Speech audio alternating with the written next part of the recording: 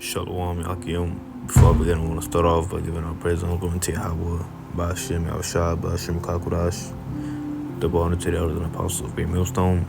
Peace and salutations unto the elect. Alright, so today's lesson is going to be on the a strange salvation. Alright, and what this means. Okay, so real quick, I'm going to read Wisdom of Solomon 5:2. When they see it, they shall be troubled with terrible fear, and shall be amazed at the strangeness of his salvation, so far beyond that they looked for. And they repenting and groaning for anguish of spirit shall say within themselves, this was he whom we had sometimes in derision, and a proverb of reproach. We fools account his life madness, and his end to be without honor. How is he numbered among the children of Yahweh, and his lot is among the saints. Alright, so pretty much, what that means is, that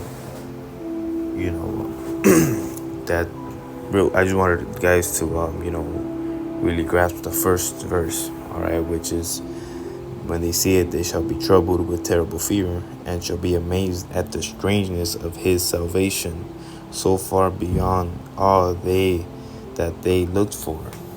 Okay. Now who is that?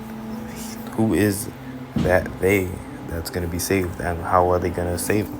Why is the salvation going to be so strange? Okay. So let me first break down the they. Okay. So the they is the elect. All right. The day is the elect. Alright, I'm going to prove that. I'm going to prove that real quick. Alright. So this is Matthew 24:22. And except those days should be shortened, there should be no flesh be saved, but for the elect's sake, those days shall be shortened. Alright. So for our sake, these days are shortened. This also proves that the elect will be saved, because if the days weren't shortened, nobody would be saved. But because the days are shortened, the elect will be saved. All right. Now verse 23. Then if any man shall say unto you, lo, here is Yahushua, or there, believe it not. For there shall arise false Hamashiachs and false prophets, and shall shew great signs and wonders, insomuch that if it were possible, they should deceive the very elect. But it is not possible to deceive the elect. Why? Because the Lord gave us this truth, this knowledge, this spirit, in order for us to keep believing in the Lord. Because really, like I mentioned in my last video, this is all a faith-based thing. We don't see the Lord physically. We can't see the Lord physically, because the Lord can't even look at us. That's how unrighteous we are, even though we are practicing righteousness. Alright.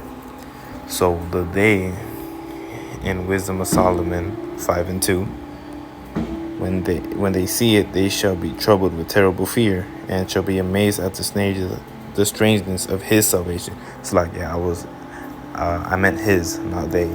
The they is everybody else. The they is the 2/3 and every other nation. But the he, all right, and shall be amazed at the strangeness of his salvation. The his is talking about the elect as a whole. Okay, the elect as a whole. All right, but what's so strange about it? Why is it strange? Why are people going to fear it? Why are other people going to fear, our salvation? Or will it be us? All right, so what's so strange about it is that it's going to look more of an abduction rather than a salvation. All right. Now, I'm sure you guys seen movies like War of the Worlds. That's a good one. War of the Worlds is a great movie. I would recommend. It's by Tom Cruise. Pretty much these alien looking things abduct a bunch of people, and they make it seem terrible and horrible. But at the end of the day, these Hollywood people know what they're doing. All right, these Hollywood people know that they that the Lord is coming with these what are percepted to be UFOs, but really they are not unidentified flying objects. They are identified as the Lord's chariots. All right, real quick, Psalms 34:15. The eyes of the Lord Yahweh Bashem Ashai upon the righteous, and his ears are unto those their cry. The face of the Lord Yahweh Bashem Ashai is against them that do evil, to cut off the remembrance of them from the face of the earth. All right. The righteous cry, and the Lord Yahweh Bashem Ashai heareth and delivereth them out of all their troubles. The Lord is nigh unto them that are of a broken heart, and saveth such as be a contrite spirit. All right, but I wanted you to listen to this, Psalms 34:15. The eyes of the Lord are upon the righteous. Okay, and this proves, when you're out there, when you're preaching, when you're out there and you're preaching the Bible and stuff, and many times when you're watching streams, I see it almost every time.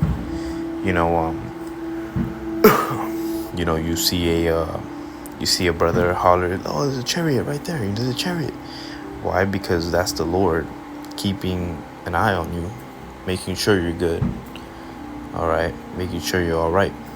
And sometimes we can't even see it. Sometimes a chariot can be disguised as a cloud. You never know, right? You never know. So they can be disguised just like angels can be disguised. That scripture goes, what's that? The scripture, roughly paraphrasing,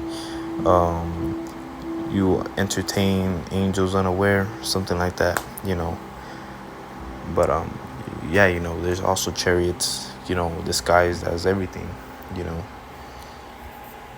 Real quick. This is Zechariah 5:1.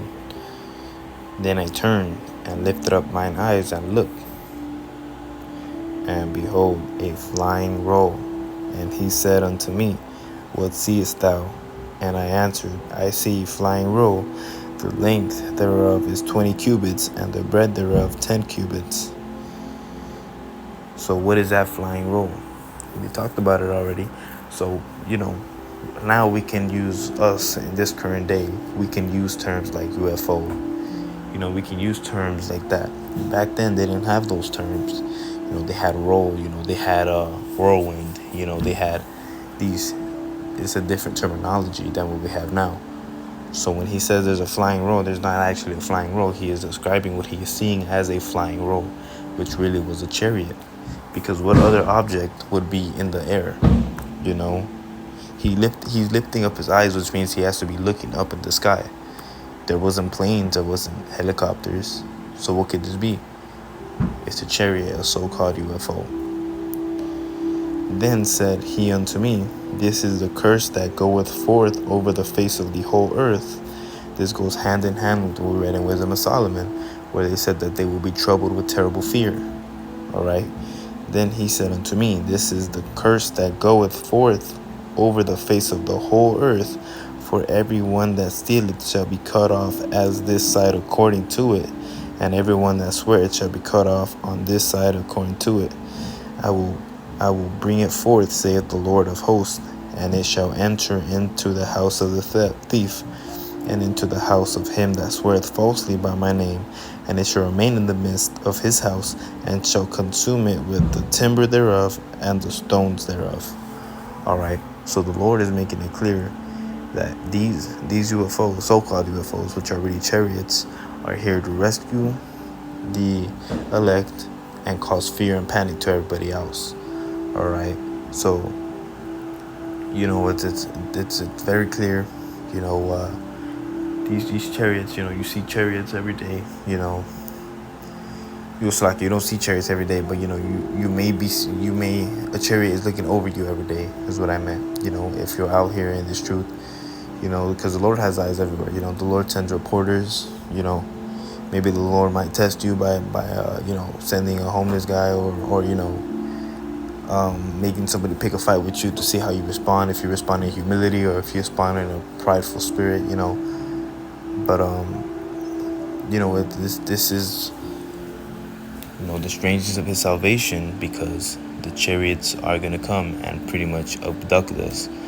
But we want that abduction to happen. Obviously, we want the Lord to save us.